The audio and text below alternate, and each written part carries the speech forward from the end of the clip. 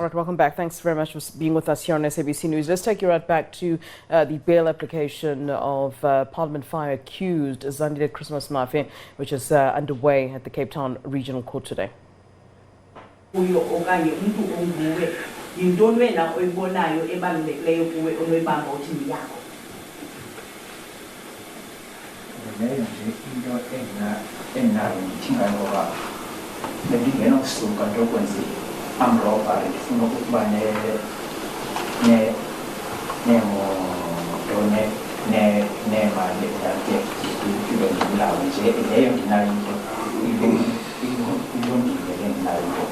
Worship, what I would say is that I accept what I have as what I have. I will not go out and go and do armed robberies and get killed and just to have something.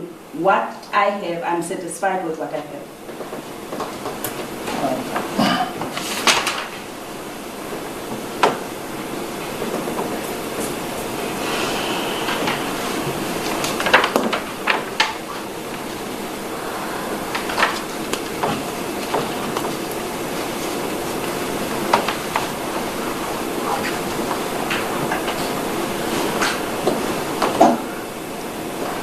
And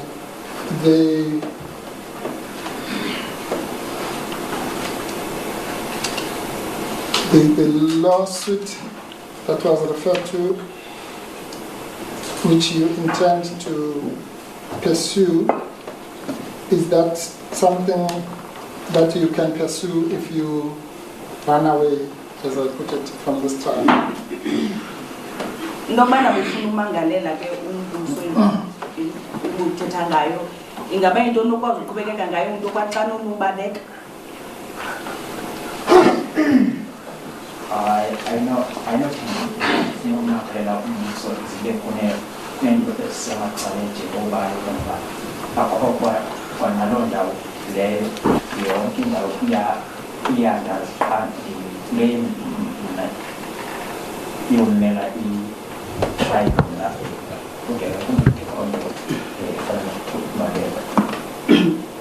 Your Worship, if I want to open a lawsuit, there's no reason for me to run away. I won't run away.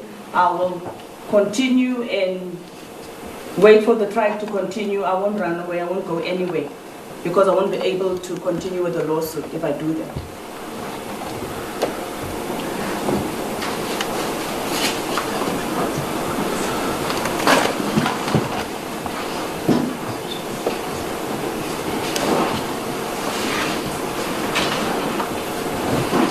And if the court imposes a condition, and I'm just making an example, that you may not leave the magisterial district of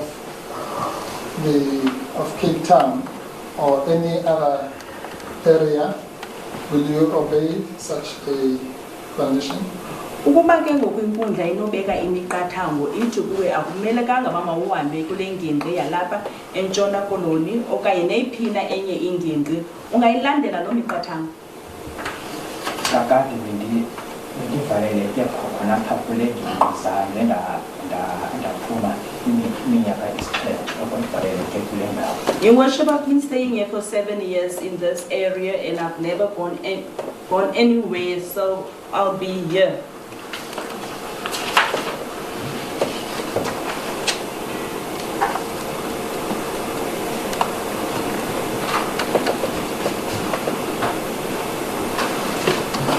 Your Worship, you can just bear with me. You just need to consult my notes. I'm trying to avoid having to ask for a recess section.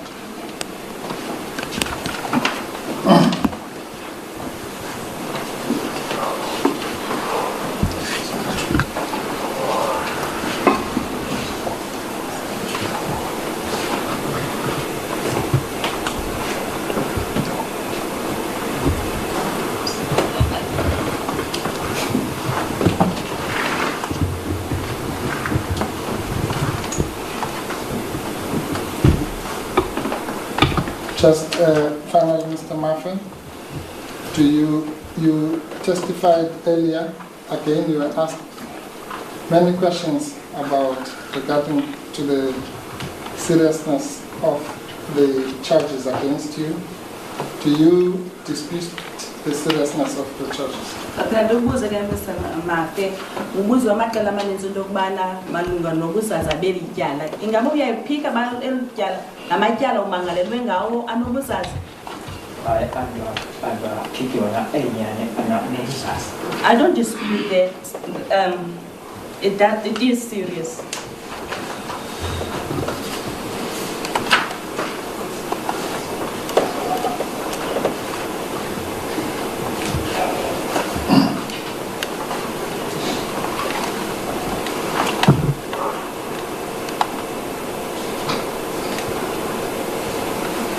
Have you ever been outside of South Africa?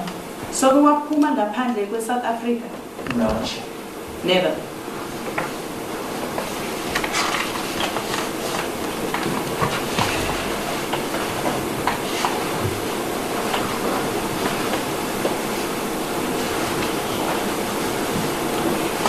Thank you, Worship.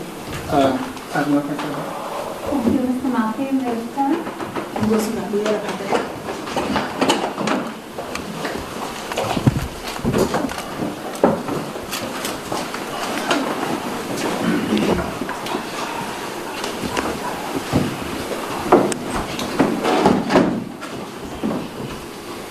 Thank you, Worship. We are indebted to the court. That is the case for the applicant. As I indicated earlier, we have no further witnesses.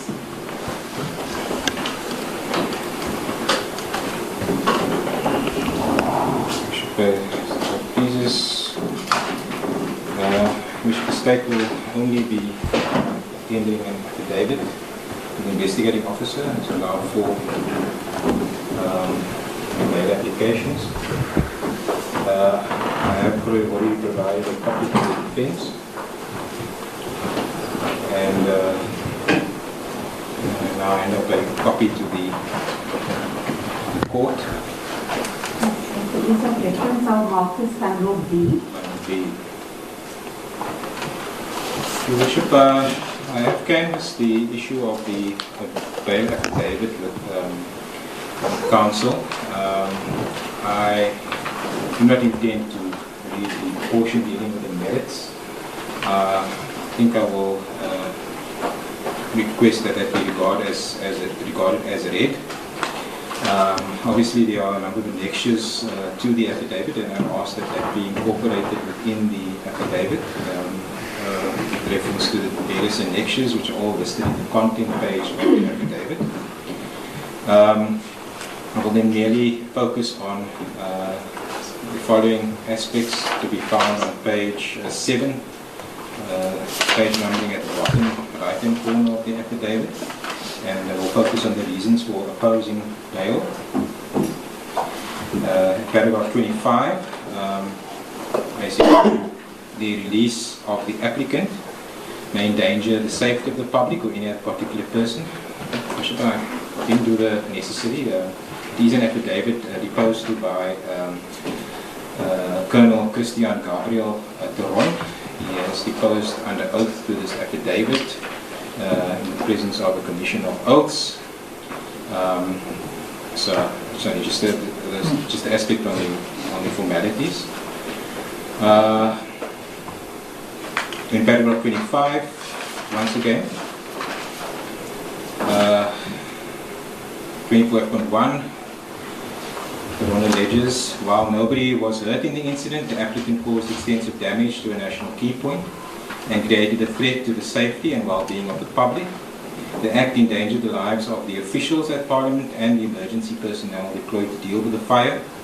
Paragraph 25.2, the applicant, as appears in confession and an interview with me, harbors intense resentment towards the South African government and prominent political figures, including the President of South Africa, and has allegedly acted on the resentment and promised me that he would do the same if he is released and his demands are not met.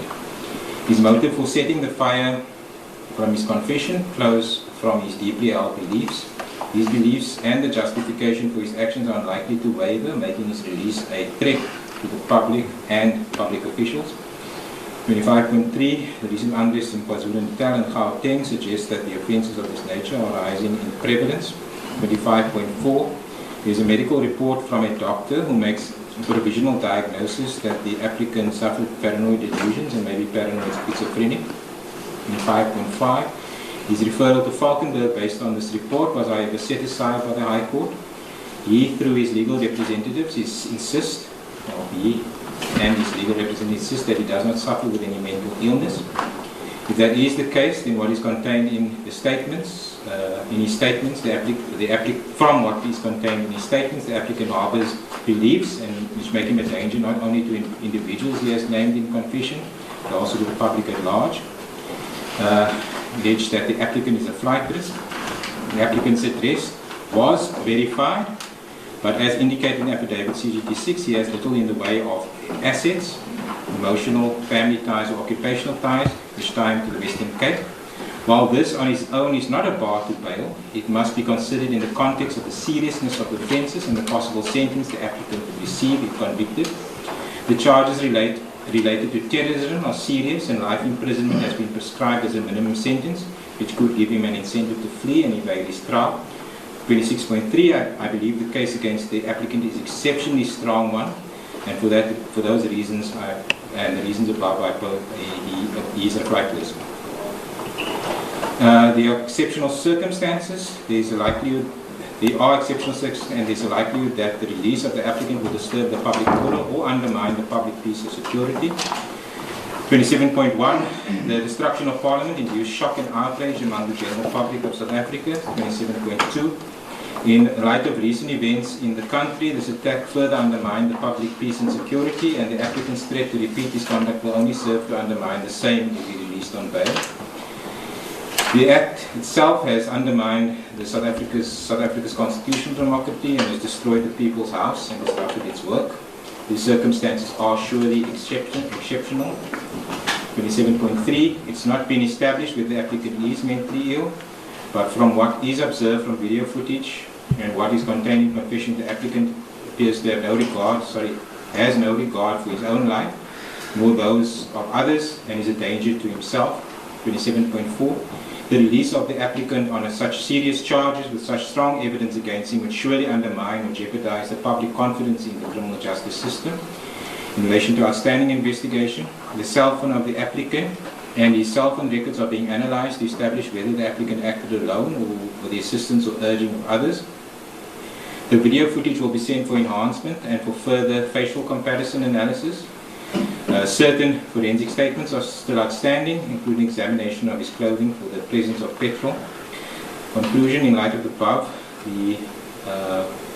it is respectfully submitted for the reasons above that the applicant not be released on bail, signed by Colonel Tron, including the affidavit CGT1, which is an affidavit of Dr. Zandile van Tonder, a full affidavit dealing not only with his physical condition, but also the document referred to by counsel. The annexures CG2 are the notes of the pointing out by Lieutenant Colonel Nkaki. CGT3 is a confession statement allegedly made to Lieutenant Colonel Spannenberg of Provincial Detectives. CGT4 is a affidavit, and also 4I and 4II is a photo album containing images which were obtained from video footage from Parliament's CCTV footage system.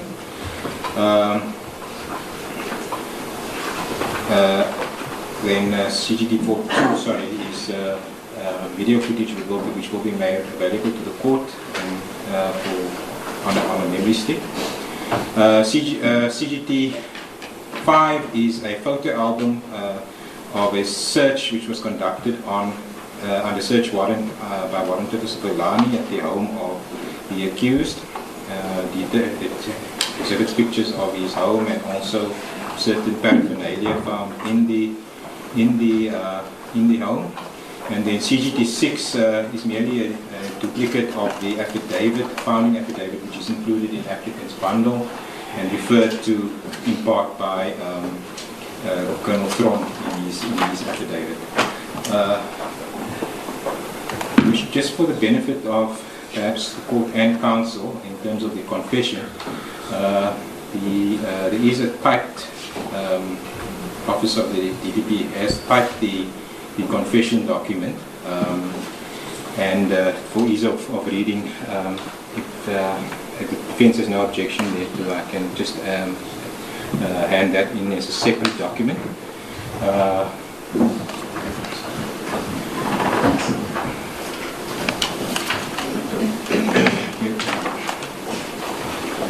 And that should maybe part B2. Worship, in respect to the state's case on bail, bearing in mind the time that we are now at, the state's intention was to play certain video footage. I have canvassed this aspect with the defense. They have indicated that they may raise some objection on which grounds. But the idea with the playing of the video footage is merely to continue with the state's argument with respect to the strength of the argument, but the state's contention of the strength of the state's case. And also, the state will, of course, limit the amount that initially was planned to be played to just a few clips. It shouldn't take us longer than, say, 30 minutes. 30 minutes, or 20 to 30 minutes perhaps. The defense did indicate they have an objection. If the basis of that objection can be clarified, otherwise I will proceed to ask Captain Green to play the footage. Good, please. Part of the objection was that I had not had such the mentioned footage that applicant reported. That is correct, Your Worship. In fact, as we indicated in the morning, the first time we heard of this was in your chambers, Your Worship. And I did, during one of the breaks, Your Worship, raise the matter with my learned friend to say that even before we could make that objection, we should at least have sight of the video. And therefore, Your Worship, what I would suggest is that just so that we don't waste the time of the court with something that might not even be contentious, that we take my learned friend says about 20 minutes, the video. At least, I'm sorry. Yes, sorry. Bishop, I've not calculated to the T. Obviously, I've advised the video player here today that we will need to confine ourselves strictly to salient video clips.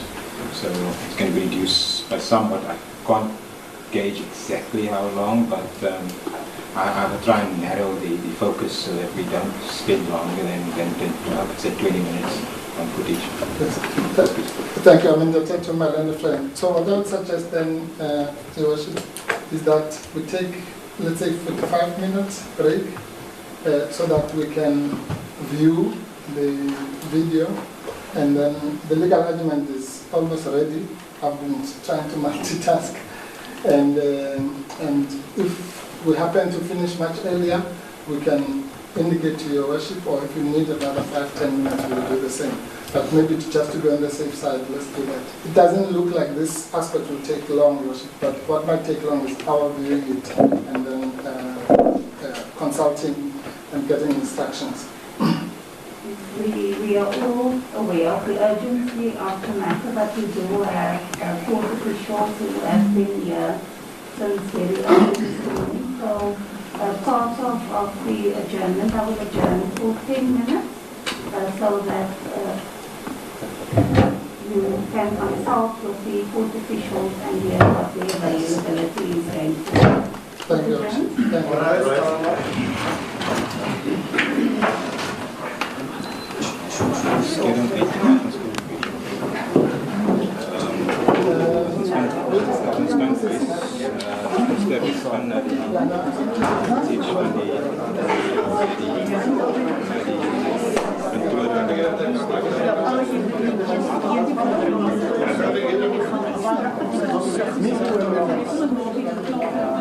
Right, a break there. at the Cape Town Regional Court in order for the defense to view the video. I'm assuming that is the video footage from the night, the day of the fire at Parliament. So a break until we can reconvene, and we'll certainly be taking you right back there to the Cape Town Regional Court. Advocate Dalimpofu acting on behalf of the accused Zandile Christmas Mafe. That's the bail application for the alleged Parliament arsonist. All right, we're going to take a short break.